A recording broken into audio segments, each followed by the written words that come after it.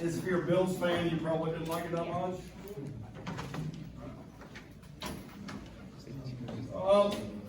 I was asked to look at some of the calculations for lab.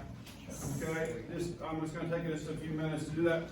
Guys, the lab handout is written where you can follow it through if you actually read it, and it's actually in a couple different sections. For example, on the second page, it tells you how to calculate the initial concentration, okay, and the change in concentrations. And so those instructions are there, but we'll work through some of them. I built a spreadsheet to do the math. That's what I do, okay? I recommend it. When you get to quant, you'll actually start doing it if you take quantitative chemical analysis. But spreadsheets are built to process numbers, okay? And so even the concentrations over here, if you, and it's hard to see, I don't know if that block will actually blow up. No, it won't. But there's an equation that's written right here, and it's equals 0.1 times 20 divided by 50. Okay? And you say, well, Dr. Garrison, what is that equation? Well, the 0.1 is the molarity of the persulfate solution, S2O8, 2 minus. Okay? And so that 0.1 represents that molarity. In that run, 20 milliliters of that was used. Okay? And so that's the concentration of the solution that you measure to do the reaction with. So you put it in the reacting flask, right? And then you added an additional 20 milliliters of iodide solution for that run.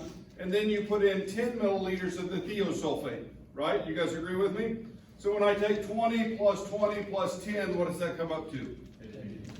50. And so then the 50 up there is the 50 milliliters that the solution was diluted to. You guys with me? So what equation did I just use? C1V1 equals C2V2 to calculate the new concentration. And so I'm going to have to move my cursor or move down one or somewhere. And so the answer to that is 0.04 molar S2O8 2 minus. Okay, you with me? Yeah. So I need to do that for each of my reagents, okay, especially the S2O8 2 minus the persulfate. Well, I only had to do it once for the S2O3 2 minus. Why? Because every run I used how many milliliters of it? 10. So that's going to be the same concentration. Now, I show that up there. You guys see where I just went ahead. Why did I calculate it for the 5 runs? Because all I had to do was just grab the corner of the box and pull down, and my calculation pulled down, right? You guys with me? So, anyway, now the iodide changed also in the same fashion. So you guys made an iodide solution, you know the known concentration. So does that get you through calculation 1? Yeah. So that's all, that's calculation 1. All right, let me go to the next one and see what it says. All right. Calculation number 2 is calculate the change in concentration of the persulfate for each run. That is explicitly stated. You can read the whole description. There's actually some stoichiometry involved and everything else. Okay, but to say that very easily on page 2 of the lab, it says the change in concentration. Now I want you to go down to the very last paragraph right before the table. Okay, and what that says is therefore there is a 1 to 2 mole ratio between the persulfate and the thiosulfate. Right? Now, the thiosulfate is what we're timing the reaction with, right? When the thiosulfate is reacting, it's clear. When it runs out, the solution changes color. You guys with me? So the amount of thiosulfate that's reacted is equal to 2-to-1 mole ratio to the persulfate. Okay? And so in that, the very bottom line right here, it says to find the initial concentration of the persulfate, multiply the thiosulfate concentration by 0.5. That's the change. It actually changes in concentration the same amount for all 5 runs. Okay? Because we're only using as much as we have thiosulfate. Cool? You guys with me? So that number can be used multiple times, a change in concentration. Okay, so here's that change in concentration, and so I just wrote a formula to do that. And so that formula is D6 times 0.5. You guys with me? What's D6? Initial concentration of D, the thiosulfate, the S2O3. Okay, cool? All right, so now I have that number. All right, so that's calculation number 2. Calculation number 3. Oops, no, that's a question. Calculate the rate of reaction for each run. What is the rate of reaction? We're doing the average rate of reaction. Change in concentration over time. The change in concentration over time. And so we just calculated the change in concentration, didn't we? And so what would I divide that change in concentration with? How long it took. And I'm probably going to do that in seconds. Okay, does that make sense? So each run you timed it, and so if we go down one more, that rate of reaction is right here, and so this says C13, right, divided by 60. That was the amount of time that run took. And then the next one is C14 divided by 120, okay, and so on. You guys with me? So now I have the change in concentration, right? And the other ones that are, it asks you to calculate the log of rate for each reaction. Now, you guys know log, you guys make log harder than what it is, all right? Log is like hitting times on the keyboard. It does the same function every time, okay? Don't make it harder than what it is.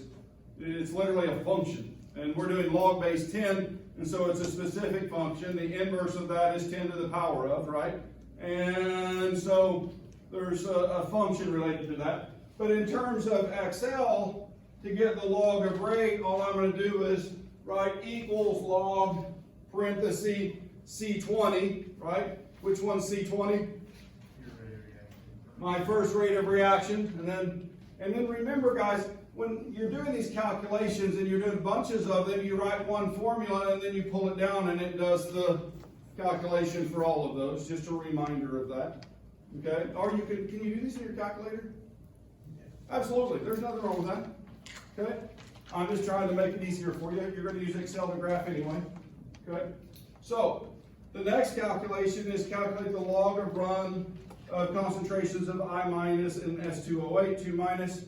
And so all I did was write the same formulas here. And this is log of B6. And so here is B6. And so that's the log of B6. Cool? Yeah? Go ahead. Does it matter if the base of the log is different than log base 10 as long as it's the same thing throughout everything? It would work. We use log base 10 out of convenience. Why do we use log base 10 out of convenience? Do you have any idea? Because you don't have to stack the base. It's easy. We do the math in our head. We can do powers of 10 very easily. Does that make sense? If I have a number, I always go to pH when I do this. If I have 10 to the minus 6 molar hydrogen ion concentration, then log base 10, the pH is 6. The pH tells me the acidity, right? and it's actually representing concentration, and so I can do the log base 10 math in my head. That's why it was used.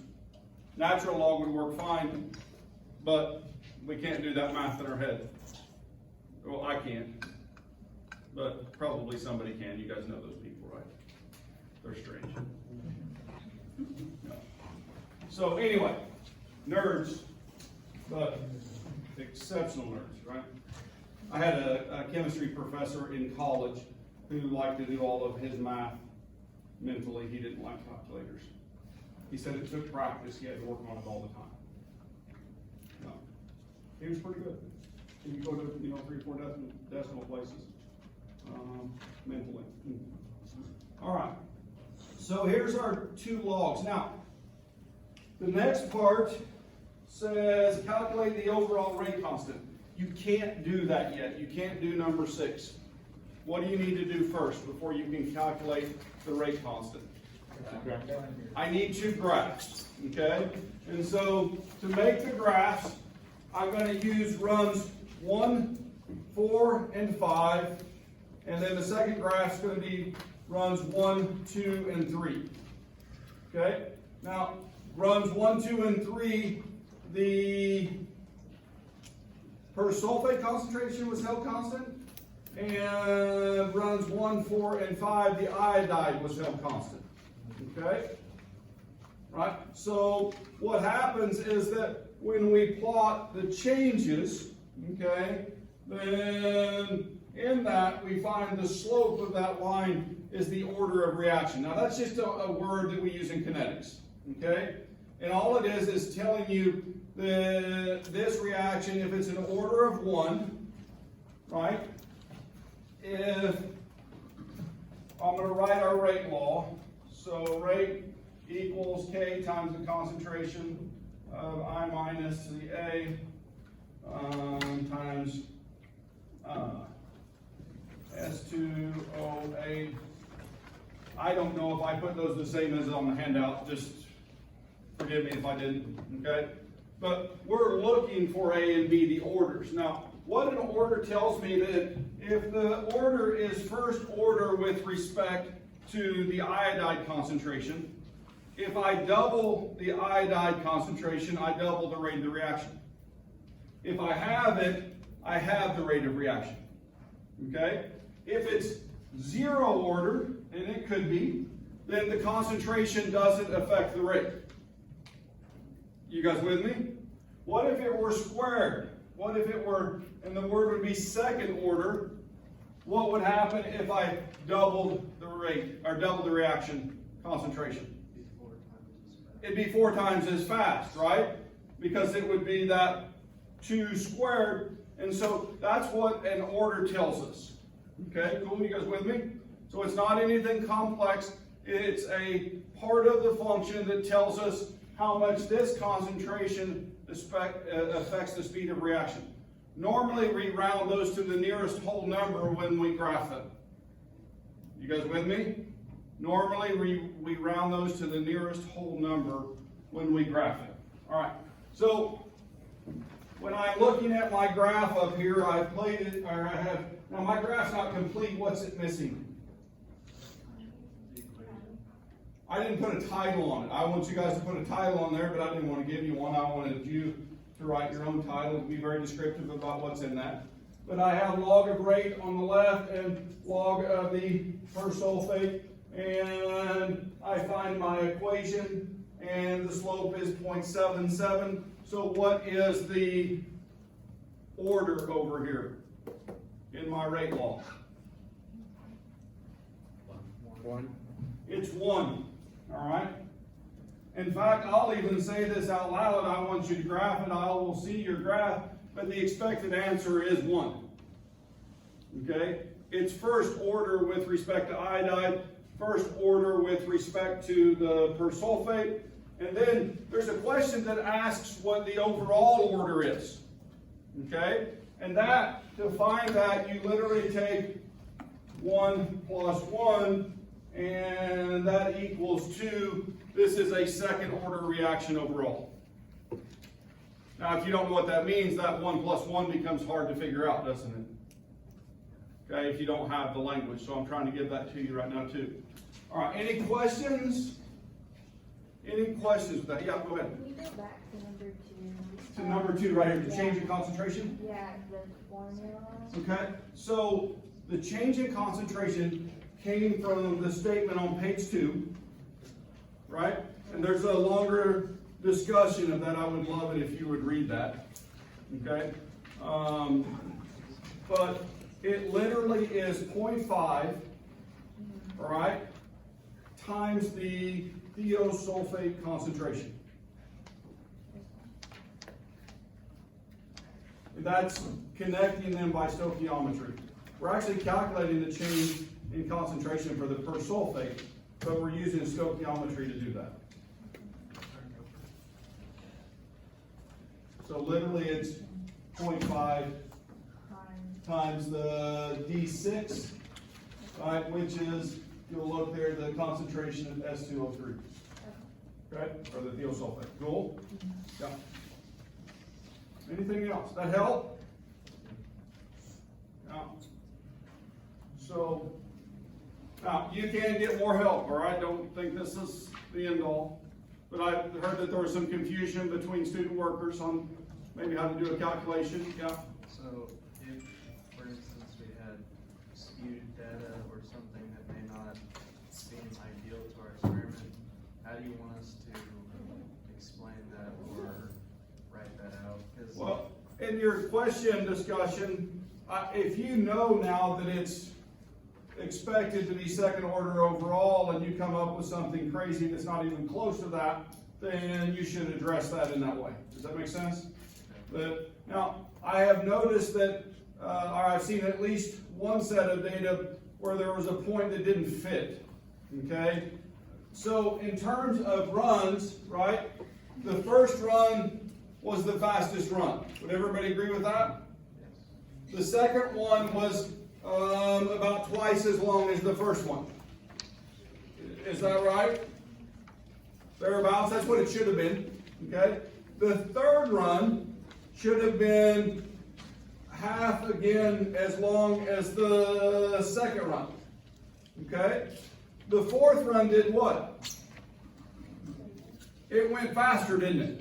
Again, that's because you were increasing the concentration of one of the reagents and had the maximum amount of the other one, and so it should have gone faster. And it should have been comparable to run 2, right? And then time-wise, the last one should have been slow like the third run, okay? Now, if that isn't the case, that you have an anomalous data point that doesn't fit that trend, okay, then you could probably remove that. And just, well, they told us like you can remove it, but like put the graph that has the skewed data, show you had, but then put one that doesn't have. That's repaired without that. That would work. That'd be great. Yeah. I mean, you've got to mean it's not hard to build a graph, is it? No. So, cool. And if you have trouble building a graph, you haven't done it that much, please come up. We'll be glad to help you guys.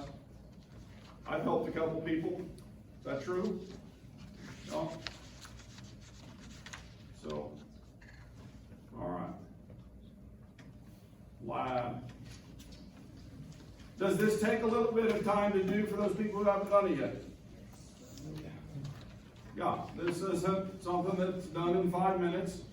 It took me about 30 minutes to put this together. Okay? I had a couple distractions, but yeah, and I know what I'm doing, right? So usually your tests take me about 15 minutes. Many of you, they take the whole time, right? So I'm just trying to do a time comparison, right? So, yeah. All right. You guys seem so sad today. I thought you guys would be all pumped up. Chiefs go to the Super Bowl again. You guys play the past Patriots quarterback. Yep. This is a little off topic, but I wanted to ask why electrons are in pairs if their charges repel each other. It's a physics fundamental relationship in a bond that there's 2 electrons that participate in that, right? Or if they're often, then they occupy space in the same orbitals. And so I'm not sure why that is in that way, right? But they do. Now, they don't exist in that orbital side by side. They would be apart from each other in that space that's calculated where there's a high probability to find them, or at least mentally, that's what I would see. There's, you know, in terms of the relationship, there's a nucleus which the positives are right beside each other. Well, actually they're not. There's neutrons in there that are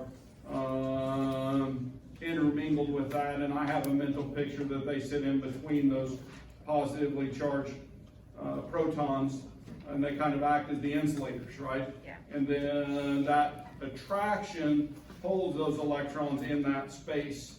And realistically, all orbitals are a probability calculation that they'll be found in that region.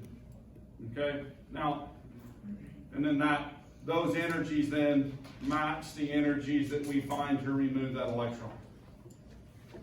Okay? So that's maybe the best explanation I can give. I know it didn't say that they exist in pairs because, well, nobody likes to be alone. Right? Yeah. So anyway, that would be the way I would explain that. There's something energetically why they exist in space together, and they're more stable with those pairs, and when we find those things bonded or by themselves. Nobody likes to be around. So, well, you Trump supporters are radical capability. Same as those others that were radicalized out in Washington State, just saying. I got both sides in on that one, right? It was intense. Okay. Lecture.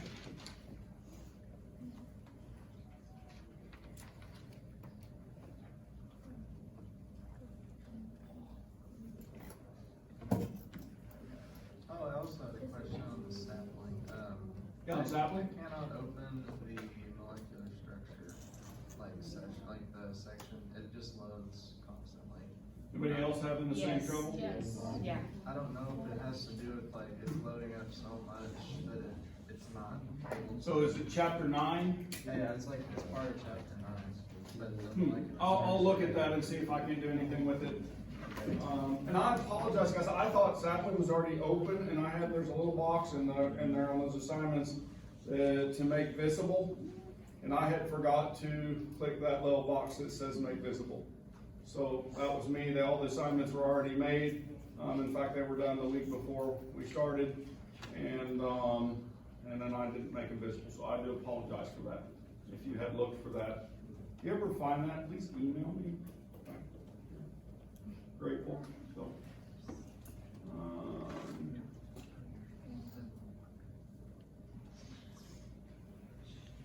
I made chapter 9 extra credit, by the way, and the reason I did that is because we did that last semester. And just a reminder that I want sapling to only be something that you use for success. And so there are 3 full chapters that are extra credit, and there are some of the learning curves that are also extra credit, so that you can have more than 100% of the points. That's intentional, with a lot of failure, okay? Because I want you to expose yourself to that. And this is for the people who are, haven't had Gen Chem in a while. Would you guys like me to open up all the learning curves from the first semester? I'll just make them ungraded, and then you could go through those for review. How many, was that a yes? Yeah, I'll do that. And then actually it would be nice to review for the final 2. So, I'll just open all of those up, and I'll do that in the next couple of days. If I forget, please remind me to, but I'll try to do it today. I have an appointment that I have to go to that I'm not sure how long it'll be before I get back, but at noon today, so. were somewhere right in here, and we were talking about intermolecular relationships, and we talked about 3 different forces, or we were in the initial part of that. What are those 3 forces that we're talking about? London dispersion, dipole, and a special dipole called hydrogen bonding, right? So you guys realize hydrogen bonding is a dipole, okay? It's just a very powerful dipole, so it gets a special name, okay? All right. And so then we were looking at the relationship of, well, things like boiling point based on structure, okay? So we're starting to talk about that. And if I started over here with the noble gases, helium, how many valence shell electrons does helium have? It has 2, okay? And so when we're talking about that, and that means that it's not very sticky, the London forces can't be very large, and so if I'm looking at the boiling point of helium, what do I find? It's very, very low, negative 269 degrees C. What's that approaching? It's approaching absolute 0, isn't it? Okay? Now, real ideal gases would never liquefy, right? You guys with me? But real gases do. This one just liquefies very cold. So if I need to keep something really, really, really cold, what could I use? Liquid helium, right? That's a real thing. You guys with me? If it needs to be a little bit warmer, then very, very common, it's not on here, is nitrogen, right?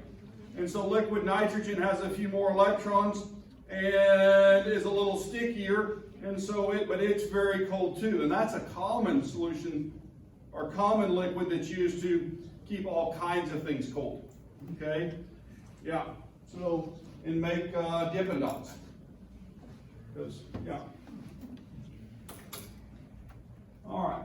And then, so we're looking at that. If I get to something very large like krypton, in comparison, it has 36 total electrons, and its London forces can be larger, and its boiling point is much warmer comparatively. Right? You guys with me? 100 degrees C warmer. So that's a big step, isn't it? Right? All right, but if you'll notice all of these, right, very low temperatures. Okay, very low temperatures. Except for what? What's this one? Iodine, well, and actually bromine too, right? And so, in fact, here we can see bromine heating it, and we talked about that. We aren't breaking bonds, we're breaking apart the London dispersion forces, and so a very small amount of energy comparatively. So, and then we talked about this, just branch structure versus straight chain, and that relationship and the differences in boiling points. So anyway, and then we started talking about dipoles, okay? We started talking about dipoles. How do I get a dipole? How do I get a dipole? What's my ingredients need to have? Different electronegativities, right? Higher electronegativity, lower electronegativity, and they're bonded together. So this is using bromine and chlorine. And so which one is more electronegative? The chlorine is. And how do you know that? Because you're using the periodic table, and the chlorine is higher, or farther right, it's higher than the bromine in this case, right? You guys with me? Okay, so we end up with a partial positive and a partial negative charge. You could use either symbol to show that, okay? And then, now in their interactions with each other, do those align like magnets? You guys know how if you try to put 2 north poles of a magnet together, what happens? They repel, don't they? If I flip that over, what do? They stick together, don't they? Okay, so this is the same thing, okay, in that sense that they'll align positives and negatives, okay? And in fact, that's how we show pictures of water dissolving ions, isn't it? Where the hydrogens, what are the hydrogens next to when we dissolve sodium chloride? The chloride or the sodium? The chloride, right? And so the hydrogens are next to the chloride, right? And what are the oxygens next to? I'll just ask it that way. The sodium, right? So try to build your mental picture of that. Those things are true. So dipole, all right? They're on polar molecules. They are stronger, right? Stronger force than London's, much weaker than real bonds. Hydrogen bonds are a special category of dipole. So hydrogen bonds are a special category of dipole. And in fact, those, well, get up to about 40 kilojoules per mole. Covalent bond is about 100 kilojoules per mole on a weak one,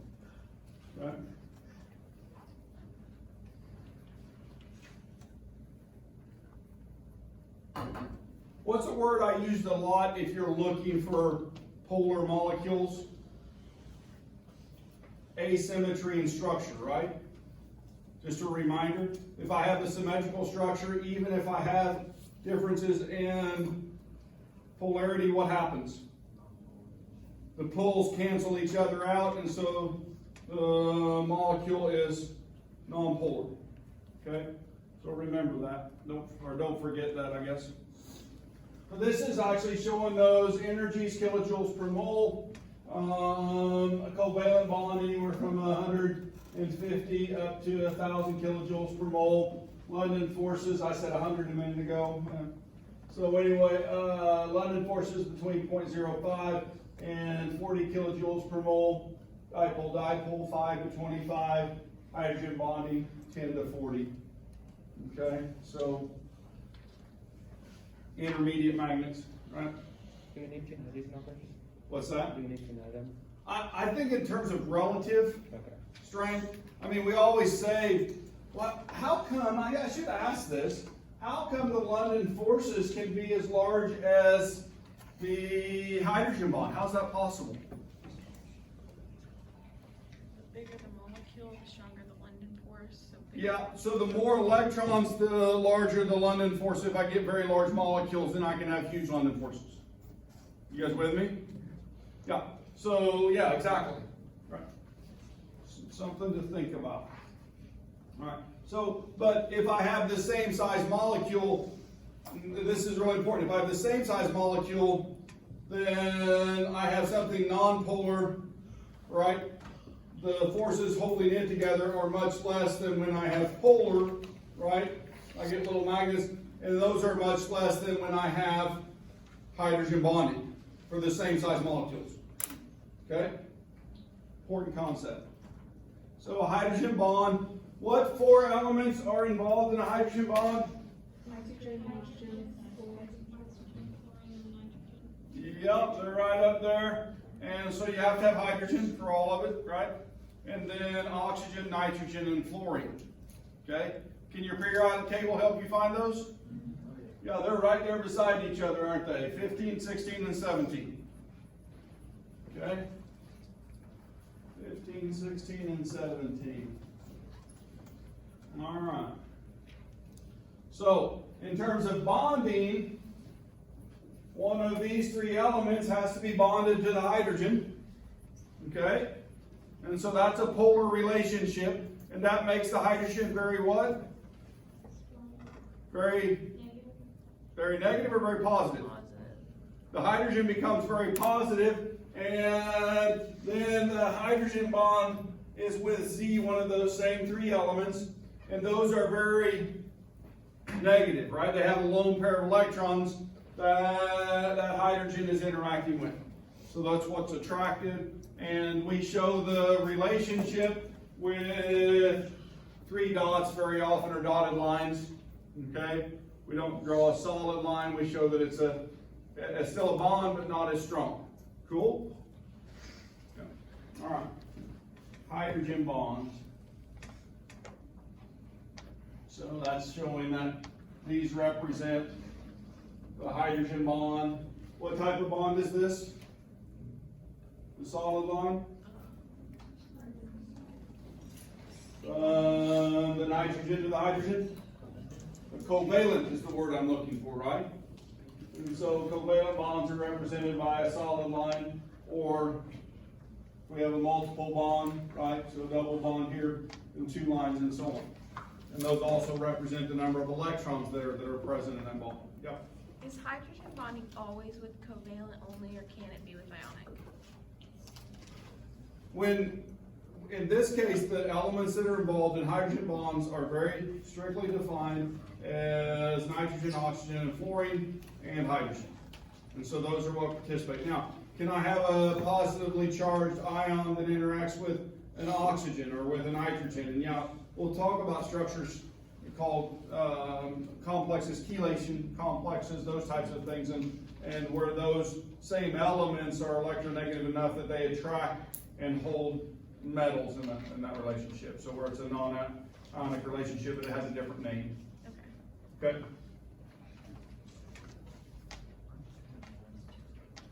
All right, so here's number of electrons and boiling point, or here's our N2 negative 196 boiling point. It has 14 electrons, right?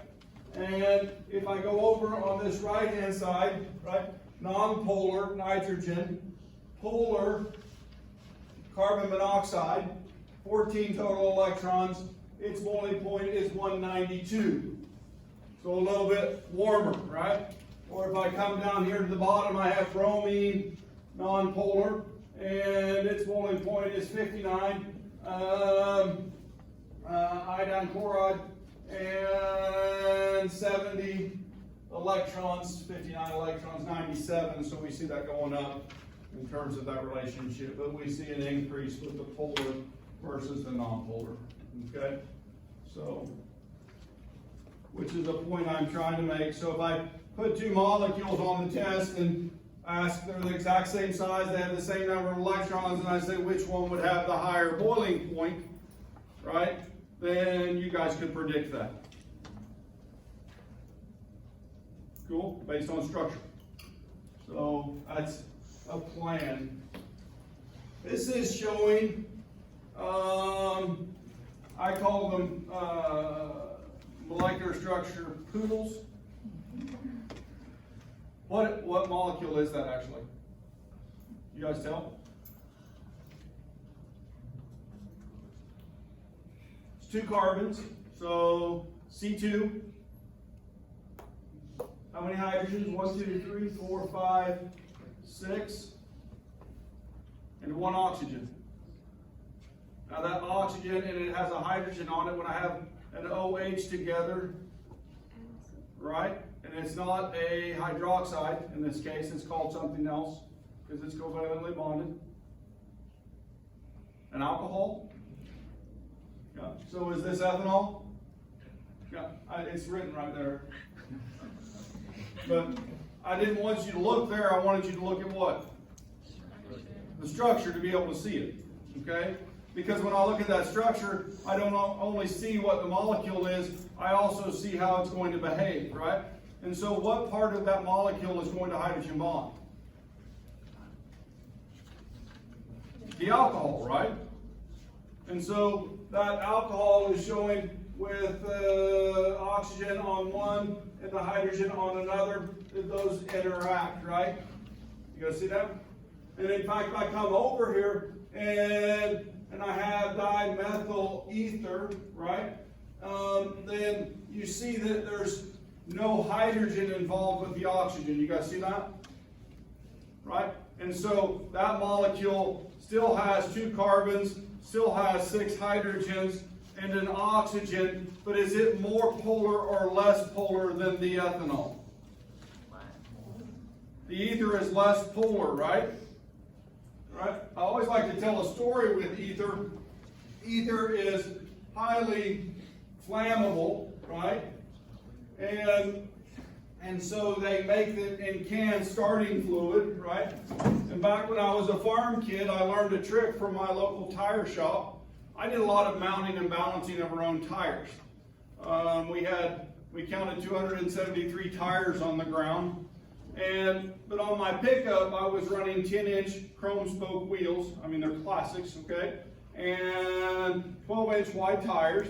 And in the wintertime you would buy the biggest, meatiest, non-directional bias ply tires you could buy, so you could throw mud over the cab, okay? And then when you went to school, you looked cool, right? But then in the summertime, when you didn't need those and you were tired of listening to the whining from the tires because they were so noisy, okay? You would put street treads on, okay?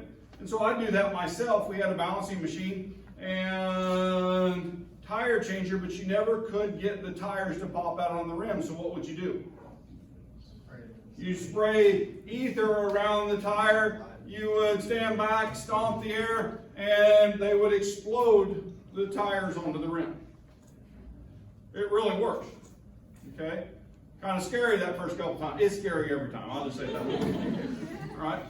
I'm pretty good about those kinds of things, and it's still, we did a lawnmower tire recently for riding lawnmower for my son. I was helping him, and I showed him that trick, okay? We actually had to do more. We actually had to put a strap around the tire and pull the middle in so the outside edges would come out. Okay? So, anyway, but the reason the alcohol wouldn't work is because its boiling point is 78.29, right? For the same size, same elements, in a different bonding order, right, has a boiling point of negative 24.8. Isn't that crazy? Right? Why? Polarity, right? Hydrogen bonding especially. So, all right. So you guys, could you see these two molecules on the test side by side? Which one has the highest boiling point? I guess looking at Explain. the structure, I guess I don't understand. Yeah. Would it say like, would it be like that where it has the hydrogen bond pointed out, or would we need to like? No, I probably would just give you the single molecule. Right? I would give you the ethanol molecule and the ether molecule.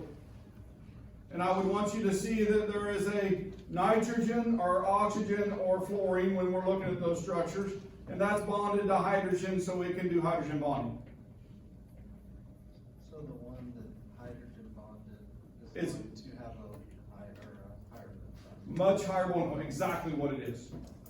Okay? Because it's much, much more polar. Okay? There's a graph coming up. It's actually right here.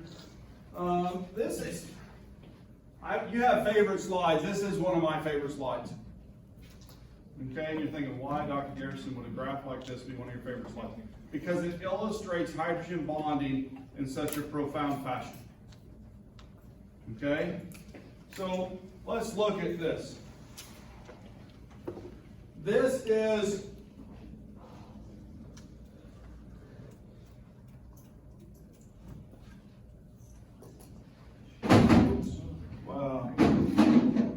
so if I'm looking up here, then this is H2O, right? You guys with me? And then the next one is H2S, okay? And then the next one is H2SE. You following? I'm starting at the top of the periodic table and I'm going down in periods. Okay? Now, as I go down in periods, what happens to the number of electrons? It goes up, and the amount of London forces does what? It increases, doesn't it? And so, if I look at carbon, right? And so, if I find carbon right here, and I put 4 hydrogens on it, and I move to silicon, and I put 4 hydrogens, and germanium, and I put 4 hydrogens. You guys with me? Now, I want to ask about the structure of, well, carbon with 4 hydrogens. Is it symmetrical or asymmetrical? It's very symmetrical, so it's very non-polar. You guys with me? Yep. And so what I see is that trend, we have an increase in trend, and those interactions that change those molecules are all London forces. You guys with me? And in fact, we see in all of these three that the London forces are working in the same fashion trend. You guys see that? But what happens right here? Notice how those temperatures, right, versus period on boiling points, there's a huge drastic turn the other direction out of the trend. What explains that? The molecules are Hydrogen bonding. That's the interaction between those molecules that makes that relationship so interesting to look at. Right? Well, and so used in nature and holding proteins together and all those other fun things. Okay? You guys with me? Yeah. So this is really cool to me. I mean, and look at water. Look at that, how powerful that dipole is. We get 100 degrees, right? For a molecule that has 3 atoms in it and weighs 18 grams per mole. Right? You guys with me? It should be what at room temperature? Based on that size, it should be a gas. Right? And it should have a boiling point at about a negative 100 degrees C. It's crazy. Right? Hydrogen bonding is it's just this, it's this coolest thing. Makes us possible. All right, makes us possible, that cool chemistry right there. So this is showing that hydrogen bond where we have an oxygen, which is negatively charged, interacting with a hydrogen. And in fact, what's really cool is this same property, surface tension, right? You guys, water has a very high surface tension. It's because all the molecules are very close together underneath, and they're pulling down with those hydrogen bonds, right? And then the atmosphere above it, very few molecules are there, so there's no pull up, and that tension is so high things can walk across it. Kind of cool, isn't it? Right? So, different way to see the world. If I'm talking about iodine, right, what type of forces interact and hold iodine together? London forces, right? And, well, this is the word sublimation. We're seeing a solid go directly to gas phase. Dr. Eason will do a cool demo in organic chemistry if you hang around. He calls it genie in a bottle. And he uses a catalyst to do a reaction. And when it does, it's exothermic, and the iodine directly goes into the gas phase and fills a reaction vessel. And so it turns purple, right? Genie in a bottle. So something to look forward to. All right, so I2 solid to I2 gas. All right, so I want to take all this and culminate it here. And we've been learning about structure, and we've been learning about London forces versus dipole-dipole interactions versus hydrogen bonding. And we've been talking a lot about boiling point, right? And its relationship to that. You guys realize that melting point fits into that same thing, that when I have something sticky, it has a higher melting point, right? Than things that are less sticky. Same thing, guys, okay?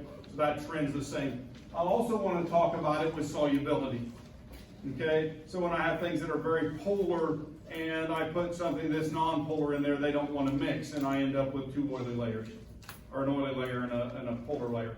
If I put 2 oily layers together and mix them, what happens? They go together. If I put 2 polar layers together, well, they mix too, they're miscible. But differences, and I can actually manipulate this to my benefit in chemistry, right? And so we'll teach you a lot of that, how to manipulate that. And I'm out of time for today, so have a great day, and I will see some of you tomorrow in lab, and I'll see the rest of you Wednesday. There is a quiz posted before lab. All right, so just let you know that. It explains the project. It's going to be a semester long, so be sure and watch that. And you'll come to lab, pick themes, and start designing your project. I'll see you tonight. Yeah, 4? Five. Or yeah, 5? Alright. Good time? Yeah. Is there a specific place you want to meet up? Okay. I'll let you know when I'm in the building.